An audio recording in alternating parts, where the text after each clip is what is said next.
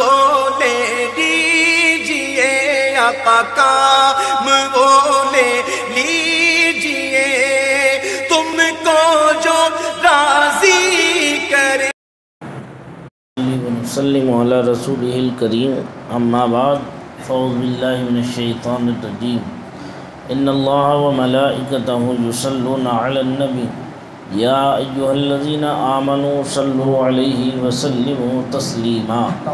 اللہم صل علی سیدنا و مولانا محمد معدن الجود والکرم وآلہ وصحبہ وبارک وسلم صلاۃ وسلاما علیک یا رسول اللہ صلی اللہ تعالی علیہ وسلم.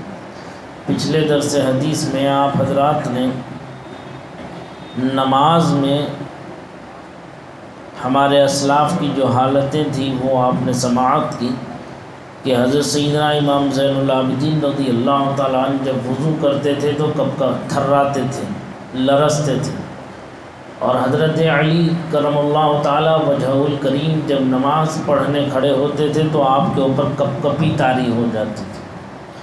حضرت فاروق اعظم رضی اللہ تعالیٰ عنہ جو ہے جب نماز پڑھاتے تھے تو ان کے رونے کی آواز تیسری صف تک سنائی دیتی تھی. یعنی اتنا خوف و خشیت الہی ہمارے اسلاف کے دلوں پر حاوی رہتا تھا، تبھی یہ لوگ اپنے رب کے قرب کو پا چکے. آج بھی کاش کہ ہم اپنے اسلاف کے نقش قدم پر چلتے ہوئے یکسوئی کے ساتھ، دل جمعی کے ساتھ جب ہم نماز پڑھیں گے، کامل عبادت کریں گے تو یقیناً وہ لذت و چاشنی جو ہمارے اسلاف کو اللہ نے اپنے کرم سے نماز کی حالت میں عطا فرمائی تھی وہ ہمیں بھی انشاءاللہ یقیناً ضرور ملے گی. فرماتے ہیں حضرت سیدنا حکم رحمۃ اللہ تعالیٰ علیہ، یہ بات نماز کے پورے ہونے سے ہے کہ تمہیں معلوم نہ ہو کہ تمہارے دائیں بائیں کون شخص ہے. یعنی نماز کی حالت میں ایسے محو ہو جاؤ، ایسے مگن ہو جاؤ کہ تمہیں اس بات کا بھی خیال نہ ہو کہ میرے برابر میں کون شخص کھڑا ہے، کہ میں اسے جانتا پہچانتا ہوں کہ نہیں پہچانتا ہوں. اسے بھول جائے، ایسی محویت نماز کے عالم میں ہو جائے. حضرت عبداللہ ابن عباس رضی اللہ تعالی عنہما فرماتے ہیں نماز میں خشوع یہ ہے کہ نمازی اپنے دائیں بائیں شخص کو نہ پہچانے. تابعی بزرگ حضرت سیدنا سعید ابن جبیر رحمۃ اللہ تعالی علیہ فرماتے ہیں جب سے میں نے حضرت سیدنا عبداللہ ابن عباس رضی اللہ تعالی عنہما کا یہ فرمان سنا ہے، 40 سال ہونے کو ہیں، میں نے نماز میں اپنے دائیں بائیں شخص کو نہیں پہچانا. سبحان اللہ سبحان اللہ. کہتے ہیں 40 سال ہونے کو ہیں کہ میں اپنے دائیں بائیں کون ہے میں اسے جانتا پہچانتا نہیں. نماز کی حالت کے اندر رکوع، سجدہ، قومہ اور جلسہ وغیرہ اطمینان سے ادا نہ کیے گئے تو کسی صورت میں خشوع و خضوع پیدا نہیں ہو سکتا، کیونکہ جلد بازی سے نماز کی روح چلی جاتی ہے. افسوس فی زمانہ مسلمانوں کی بہت کم تعداد نماز پڑھتی ہے. جو پڑھتے ہیں ان میں سے بھی بعض لوگ جلد بازی کی وجہ سے بارہا اپنی نمازیں ہی برباد کر بیٹھتے ہیں. جلد بازی میں غلط نماز پڑھنے والے کو نماز کا چور قرار دیا گیا. حضور سید عالم نور مجسم صلی اللہ علیہ وسلم نے فرمایا لوگوں میں سب سے بدتر چور وہ ہے جو اپنی نماز میں چوری کرتا ہے. صحابہ اکرام نے عرض کیا یا رسول اللہ صلی اللہ علیہ وسلم کوئی شخص نہ اپنی نماز میں کس طرح چوری کر سکتا ہے؟ تو آپ صلی اللہ علیہ وسلم نے ارشاد فرمایا وہ اس کے رکوع و سجود پورے نہیں کرتا، یا ارشاد فرمایا وہ رکوع و سجود میں اپنی پیٹھ سیدھی نہیں کرتا. یعنی جو ارکان نماز ہیں ان نماز کو کما حقہ نہیں ادا کرتا تو وہ نماز میں چوری کرنا ہے، وہ نماز میں چوری کرنا ہے. حضرت مفتی احمد یار خان نعیمی رحمۃ اللہ تعالیٰ علیہ اس حدیث پاک کے تحت فرماتے ہیں معلوم ہوا کہ مال کے چور سے نماز کا چور بدتر ہے، کیونکہ مال کا چور اگر سزا بھی پاتا ہے تو چوری کے مال سے کچھ نہ کچھ نفع بھی اٹھا لیتا ہے، مگر نماز کا چور سزا پوری پائے گا، اس کے لیے نفع کی کوئی صورت نہیں. مال کا چور بندے کا حق مارتا ہے، جبکہ نماز کا چور اللہ تعالیٰ کا حق۔ یہ حالت ان کی ہے جو نماز کو ناقص پڑھتے ہیں، اس سے وہ لوگ درس عبرت حاصل کریں جو سرے سے نماز ہی نہیں پڑھتے۔ حضرت سیدنا حذیفہ بن یمان رحمۃ اللہ تعالیٰ علیہ نے ایک شخص کو دیکھا جو نماز پڑھتے ہوئے رکوع و سجود پورے ادا نہیں کرتا تھا، تو اس سے فرمایا تم نے نماز نہیں پڑھی، اور اگر تم اسی حالت میں انتقال کر جاؤ تو حضور سیدنا محمد الرسول اللہ صلی اللہ علیہ وسلم کے طریقے پر تمہاری موت واقع نہیں ہوگی۔ نسائی شریف کی روایت میں یہ بھی ہے کہ آپ رضی اللہ تعالیٰ عنہ نے پوچھا تم کب سے اس طرح نماز پڑھ رہے ہو؟ اس نے کہا 40 سال سے۔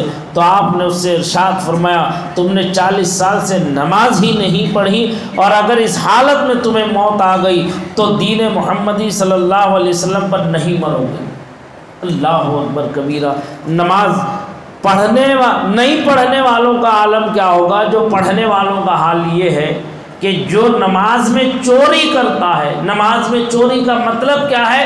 اس کا رکوع صحیح نہیں، اس کا سجدہ صحیح نہیں، اس کا قومہ صحیح نہیں، اس کی قرات صحیح نہیں، اس کی تلاوت صحیح نہیں، وہ تو چل میں آیا کہ پیچھے اٹھک بیٹھک کرنے والے، جس سے کہ الفاظ بھی صحیح سے نہیں ادا ہوتے۔ بڑے افسوس کی بات ہے کہ میں خود دیکھتا ہوں بعض اپنی مسجد کے اندر کہ مجھ سے الحمد شریف مکمل نہیں ہو پاتی ہے بعض ایسے افراد جو میرے برابر نماز پڑھتے ہیں، وہ ان کا رکوع بھی ہو جاتا ہے، سجدہ بھی ہو جاتا ہے، اور جو ہے دوسری رکعت کے لیے وہ کھڑے بھی ہو جاتے ہیں۔ کبھی کبھی مجھے احساس بھی ہوتا ہے کہ یہ پڑھتے کیا ہیں اللہ کے بندے کہ اس طرح سے نماز کو برباد کر رہے ہیں۔ کیا فرمایا حضرت سیدنا حذیفہ ابن یمان، یہ بڑے جلیل القدر صحابی ہیں، انہوں نے کسی شخص کو نماز پڑھتے دیکھا تو اس کی نماز اور رکوع و سجدہ کامل نہیں تھا۔ ارشاد فرمایا تو کیسے نماز پڑھ رہا ہے اور کب سے نماز پڑھ رہا ہے؟ تو اس نے کہا حضرت میں 40 سال سے ایسے ہی نماز پڑھ رہا ہوں۔ تو ارشاد فرماتے ہیں تیرا رکوع صحیح نہیں، سجدہ صحیح نہیں، اگر تو ایسے ہی رہا، اگر تجھے موت آ گئی تو دین محمدی پر نہیں مرے گا۔ اللہ اکبر، کتنا بڑا وبال ہے کہ آخری وقت ہم پوری زندگی اپنے آپ کو مسلمان ہونے کا دعویٰ کریں، ہمیں مومن ہونے کا دعویٰ کریں، اور وقت وصال اور ہمیں کلمہ بھی نصیب نہ ہو۔ کیوں؟ اس لیے کہ ہماری عبادتیں درست نہیں تھیں، ہماری عبادت درست نہیں تھی۔ تو لہذا ہمیں چاہیے کہ کامل توجہ کے ساتھ نماز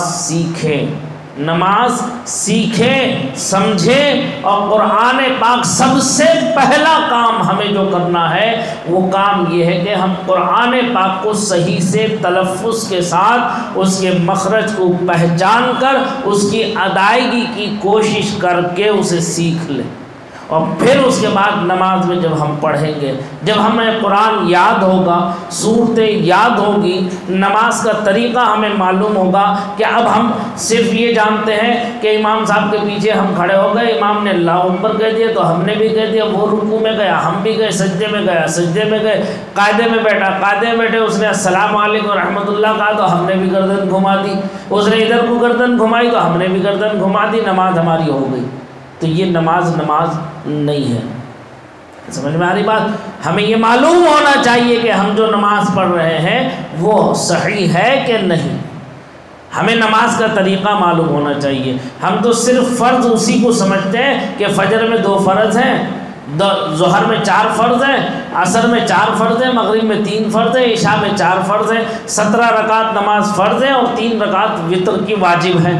تو یہ کل 20 رکعت نمازیں ہو گئی، اور سنتوں میں بھی سنت غیر مؤکدہ جو ہے وہ 8 رکعتیں ہیں کہ عصر کے پہلے 4 رکعت پڑھ لی، اور عشاء سے پہلے 4 رکعت جو سنتیں پڑھی وہ سنت غیر مؤکدہ ہیں۔ اس کے بعد جو ہم نے پڑھی فجر کی 2 سنتیں، ظہر کی 4 پہلے کی سنتیں، 2 بعد کی سنتیں 6 اور 2 8، اور مغرب کی 2 سنتیں 8 2 10، اور عشاء کی 2 سنتیں 12 رکعت۔ یہ سنتیں جو ہے ہم یہ سوچتے ہیں یہ غیر سنت مؤکدہ ہے، اسے پڑھنا تو ہے ہی نہیں، پڑھیں گے تو گناہ گار ہوں گے۔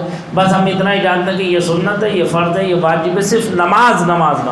لیکن حالت نماز میں، عین نماز کی حالت میں فرض کیا ہے، عین نماز کی حالت میں واجب کیا ہے کہ جس کی وجہ سے سجدے سہو لازم آتا ہے، کہ واجب اگر کوئی چھوٹ جاتا ہے تو بغیر سجدے سہو کے نماز مکمل نہیں ہو سکتی۔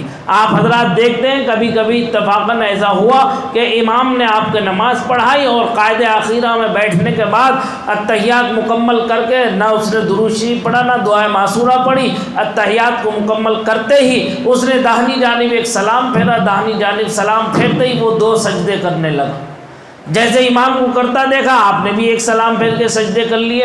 کبھی آپ کو یہ زحمت نہیں ہوئی کہ آپ کم از کم یہ معلوم کر لیں کہ حضرت 2 سجدے کیوں ہوئے، یہ 2 سجدے اضافی جو ہے وہ کیوں پڑھے گئے، کیا نماز کے اندر خرابی واقع ہو گئی؟ ہم تو نماز پڑھ رہے ہیں، ہماری نظر میں تو کوئی غلطی ہے نہیں، لیکن آپ نے سجدے سہو کیا، اس کی کوئی خاص وجہ ہو۔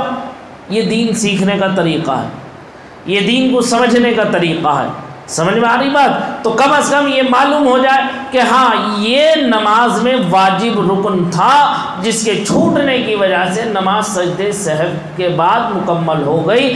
کاش کہ ہم اگر تنہا پڑھ لیں اور وہی بھول ہم سے ہو جائے تو ہمیں مسئلہ معلوم رہے گا، یاد ہو جائے گا کہ فلاں رکن کے چھوٹنے کی وجہ سے، فلاں واجب کے چھوٹنے کی وجہ سے امام صاحب نے سجدہ کیا تھا، وہ 2 سجدے تھے، لہذا مجھ سے بھی وہ حالت نماز میں بھول چوک میں بشری تقاضوں میں چھوٹ گئے تو لہذا میں بھی سجدہ کر لوں، مسئلہ معلوم رہے گا۔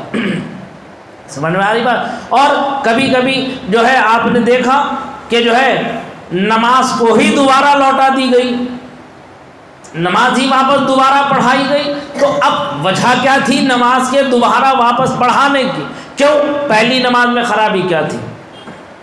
پہلی نماز میں خرابی کیا ہوئی؟ کیا چیز چھوٹ گئی جو ہم نے واپس سے دوبارہ نماز پڑھی اور پڑھائی ہے؟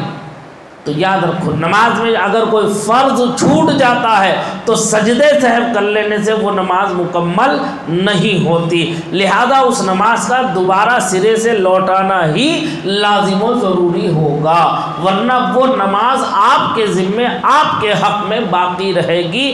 آپ وقت رہتے نہیں پڑھیں گے تو وہ قضا ہو جائے گی اور وہ آپ کے گلے میں طوق بن کر لٹکتی رہے گی جب تک کہ آپ وہ قضا نماز مکمل نہ کر لیں۔ ٹھیک، اب ماشاءاللہ سے جو گزر گئی رات کیسی پیاری اور مبارک رات تھی، اب یہ اپنا اپنا نصیبہ تھا اور اپنا اپنا مقدر تھا کہ جس کی جتنی وسعت تھی اس نے اپنے رب کی رحمت کو پا لیا، جتنا نصیب میں تھا اس نے اپنے رب کی رحمت کو پا لیا۔ اب نہیں معلوم کہ یہ زندگی میں ہمیں آنے والے سال، یہ زندگی میں یہ دن ہمیں دیکھنا نصیب ہو کہ نہ ہو، لیکن خیر اللہ تعالیٰ اپنے کرم سے جتنا بھی وقت اس نے ہمیں اس سے استفادے کا عطا فرمائے وہ ہم سب کے حق میں قبول فرما لے اور ہم سب کی بخشش و مغفرت کاملہ فرما دے، اور ہمیں آئندہ شریعت مطہرہ پر زندگی کو گزارنے کی توفیق رفیق عطا فرما دے۔ سمجھ میں آ رہی بات کہ نماز ہم پڑھ تو رہے میرے دوستوں عزیزوں، لیکن اگر ایسی نماز پڑھی جو نماز ہی نہیں ہے تو اس کا وبال کیا ہے کہ وقت آخر وہ اسے کلمہ نصیب نہیں ہوگا، بالفاظ دیگر یعنی وہ دین محمدی پر نہیں ہوگا کا کیا مطلب ہے؟ نصیب نہیں ہوگا کلمہ۔ اب کتنا بڑا وبال ہے یہ، کتنی بڑی جو ہے یہ تکلیف ہوگی کہ زندگی بھر مسجد میں گزار لی ہم نے، زندگی بھر ہم نے مسجد میں گزار لی اور ہم سے اتنی نادانی اور اتنی بڑی بھول ہو گئی کہ ہم اس کی طرف توجہ بھی نہ کر سکے، اور ہماری دنیا تو گئی ہی گئی اور ہماری آخرت بھی ہمارے ہاتھوں سے نکل گئی۔